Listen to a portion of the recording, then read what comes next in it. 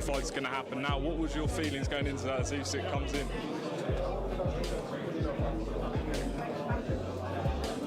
Did you know how many people I boxed in front of at Wembley Stadium?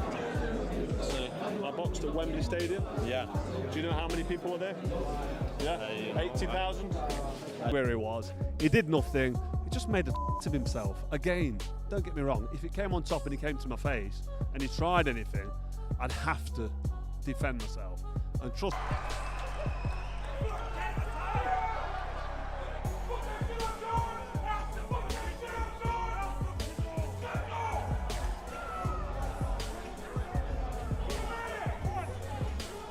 The press conference has officially exploded. John Fury is not sitting quietly in the background anymore. He has walked into that room, looked Carl Froch dead in the eyes, and declared war in front of the entire boxing world. This is no longer just banter between two big personalities. This is personal. I just want to tell him that, you know what? You can't knock me, mate. Disrespect me and I'm going to take my job over. I don't care who it is. You disrespect me and I'm taking the job over. And nobody can stop me. Because I got a right to be there because I'm his father. I'm not some idiot. If it wasn't for me, who built the full story around him, what would there be? I'm a big player in this. Carl Froch is keeping his composure, but the message underneath every single word is ice cold. He does not want to hurt John Fury. He is a trained athlete facing a 60-year-old man, and he knows the difference. But press him at that press conference, get in his face, and Carl Froch has made it absolutely clear that the restraint has a limit. Just like, he gets upset and starts getting silly and starts saying, listen, I'll fight you. Starts calling me out. So just so we're clear, I didn't call John Fury out. John Fury is not backing down an inch after that press conference confrontation. 2.5 million and the fight is on. He wants to make history and he keeps saying it out loud. But the more John Fury talks about contracts and money, the more the boxing world notices that Carl Froch is already in a gym while John Fury is still giving speeches. If we don't fight in the ring, when I see him, we're going to fight. Because I'll draw off and smash all his teeth out. I will. This is what we're living with. It's gone too far. Yeah. It's gone too far. Because he said to me, I'm going to come there Saturday night and batter you. I'll be waiting for you, I said, Mr. Froch. Leave it till Tommy's fight's out the way. And I was looking around. The minute Tommy's fight was announced, I was looking around for him. I thought, okay, let's have it on. Because I've been in that many fights in my life. I've been punched in the head 1,000 times in my life. You don't want to get nicked. It's not the right example we set. It's not the right example, but what, you can't look like a pussy, can know, you? I can't. That's not what I am. No. Listen, Carl Milan, the big cobra right on me to knock me cold out. But I'll tell you what, you won't have to look for me to do it. You know, if I get tucked down, hands up, and getting close, keep chopping away. I'm a big dude. When Tyson Fury distances himself from his own father's behavior, you know things have gone properly off the rails. Tyson Fury has never been shy about backing John Fury, but here he is washing his hands of the whole situation and saying he is going to pray for him. That is not a defense. That is a polite way of saying, even I cannot justify this one. The Fury camp is divided. Remember David Haye and Derek Chisora at the press conference when Chisora came to David Haye and David Haye put a right hand and a big left hook elbow onto the chin. That's what you've got to do. If somebody's coming to you and coming into your face, you've got to defend yourself. When you've got nowhere else to go, you've got to let the shots go. And if Big John Fury, the fighting man, who's never had a fight in his life, not for the last 20 years anyway, if he comes for me looking for some aggro, trust me, he's going to... Oh yeah, he gets upset and starts getting silly and starts saying, listen, I'll fight you. Starts calling me out. So just so we're clear, I didn't call John Fury out. And I've got no intentions of fighting John Fury.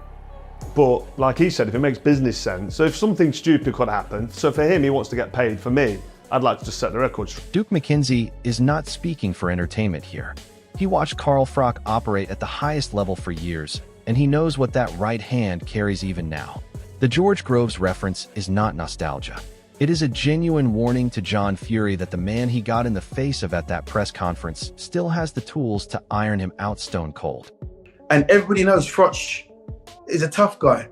And if Froch turns up, even though he's an old man now, he's nearly as old as me. No, he's not. He's quite younger than me, actually, Carl Froch. I'm 63. Anyway, but, you know, listen, even Carl Froch, at the age that he is at, would still be enough for John Fury. Tyson Fury publicly refusing to defend his own father after that press conference confrontation is a damning moment.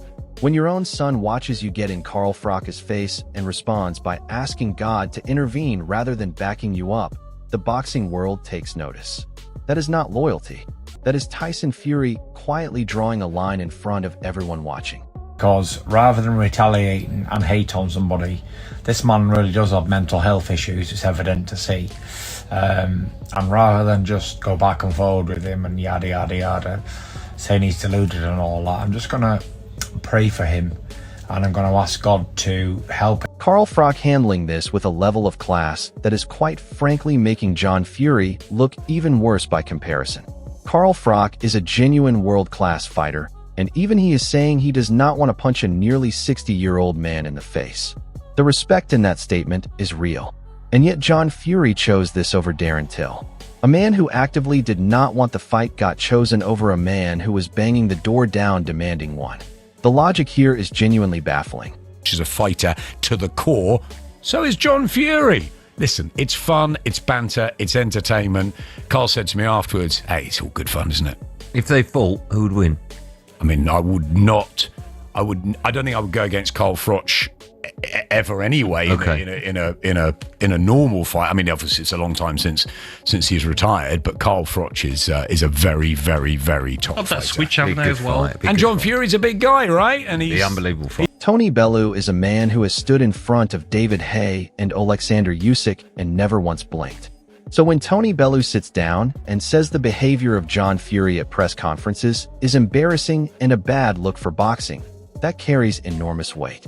This is not a sheltered commentator offering a polished opinion. This is a hardened professional calling out what he genuinely sees. Darren Till deserved better than being swerved for this pantomime, and Tony Bellew knows it. If father behaved like that at a press conference, I would put him straight and tell him. It's embarrassing.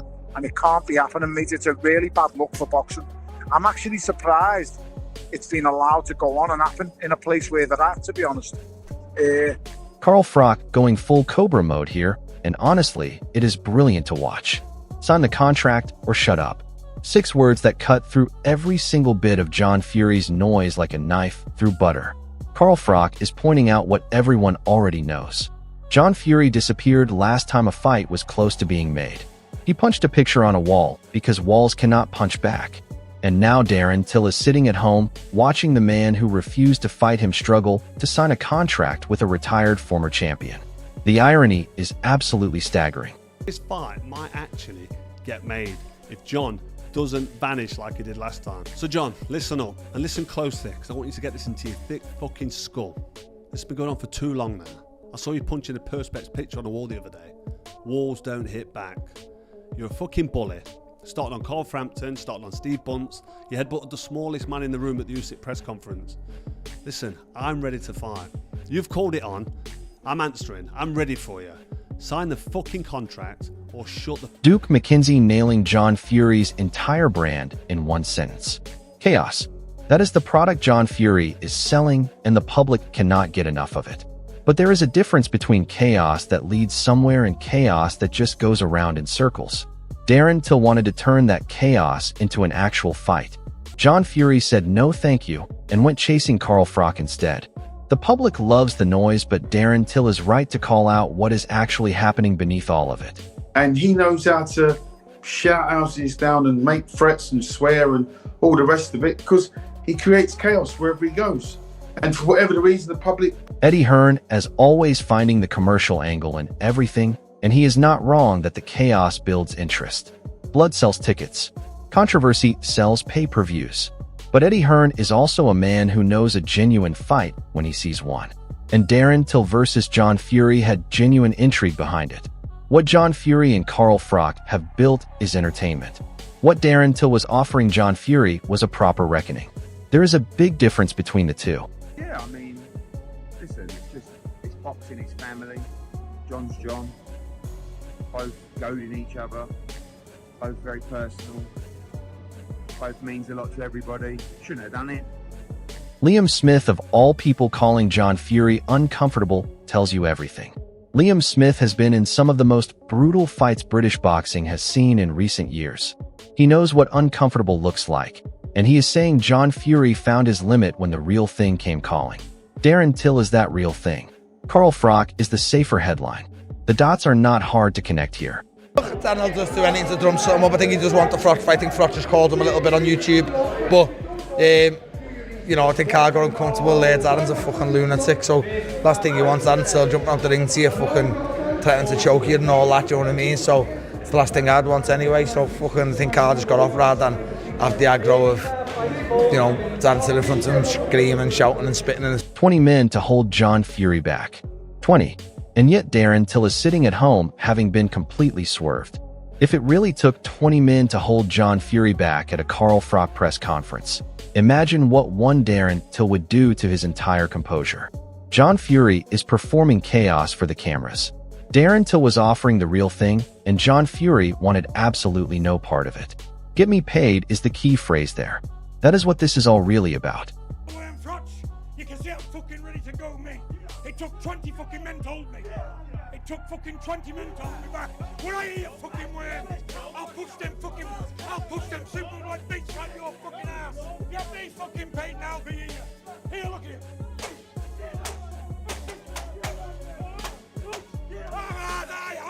I don't give a fuck. Duke McKenzie landing the most sensible take in this entire situation. Carl Froch is not doing this out of pure spite. Carl Froch is a businessman and a professional who spent his entire career getting paid to fight. If the money is right, Carl Froch will show up. If it is not, he will not. John Fury, meanwhile, has priced himself out of the deal according to Carl Froch himself. And all the while Darren Till, who wanted none of this financial circus, is just watching the whole thing collapse from a distance with every right to feel completely disrespected. And then there's Froch, who's been paid to fight.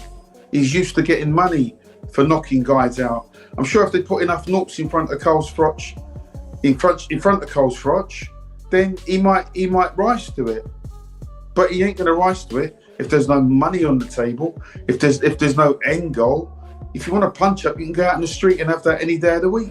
Dave Allen sitting next to Carl Froch and saying John Fury is not a world-class fighter is about as damning an assessment as you can get in this situation. Dave Allen has been in the ring with some of the heaviest hitters in heavyweight boxing, and he knows what a real fighter looks like. John Fury is enthusiastic, loud, and physically imposing. But enthusiasm and noise are not the same thing as boxing ability. Darren Till knew that. That is precisely why Darren Till wanted the fight. And that is precisely why John Fury chose Carl Froch instead. Ability. I just don't think he does. I don't think he has the experience. I don't think he's had the time to become that. I think he's a great athlete. I think he's super fit. But he's not a world class. He's not a world class fighter, in my opinion. The Wade concept dropping the cold hard reality that everyone is dancing around. John Fury is nearly 60 years old and would gas out inside of 2 rounds against Carl Froch. 2 rounds against a retired champion. Now imagine what Darren Till, an active professional athlete with genuine fighting pedigree, would do to John Fury inside that same time frame. John Fury did the maths. Darren Till did not add up for him. Carl Froch was the more manageable headline, even if the outcome might still be deeply uncomfortable for John Fury. Carl Froch would flatten him, and then, if he took him down and he did this out in the street, and everybody's got their opinions, which is good. It keeps it alive. This is not about money. This is not about timing. This is not about opportunity. This is about one thing and one thing only. John Fury took one look at Darren Till and decided the risk was simply too great. Because Darren Till is not a retired champion. Darren Till is not a 60-year-old man with fading reflexes. Darren Till is a completely unpredictable force of nature who has shared rings with the most dangerous men on the planet and given every single one of them serious problems. Carl Froch himself said he does not even want to punch John Fury in the face because there are levels to this game. Tony Bellew called John Fury's behavior embarrassing. Tyson Fury asked God to help his own father. And Darren Till is left standing in the middle of all of this, having been completely and utterly ducked. Drop your thoughts in the comments right now. Was John Fury right to go for Carl Froch? Or did he bottle it completely when Darren Till came calling? Because from where we are standing, the answer is already staring everyone in the face. Hit subscribe if you are new and turn those notifications on. We will see you in the next one. I love that John is just so confident in himself. He would gas inside of 2 rounds. 2 rounds, but if he even made it 2 rounds with Carl Froch, he would gas probably in the first round. He's 60 years old. I'm not saying he couldn't hobble about for 4 rounds or something, but he would be gassed inside of 2. Because the way that John runs... Dominic Ingle is one of the most respected trainers in British boxing, and his verdict is short and brutal. Carl Froch flattens John Fury. Full stop. No lengthy analysis needed. No qualifications required. The man who trains elite fighters for a living looked at this situation and said Carl Froch puts John Fury on the floor. And yet John Fury chose this fight over Darren Till. At least with Carl Froch, John Fury knows what kind of fire he is walking into. With Darren Till, he simply had no idea what was coming, and that terrified him.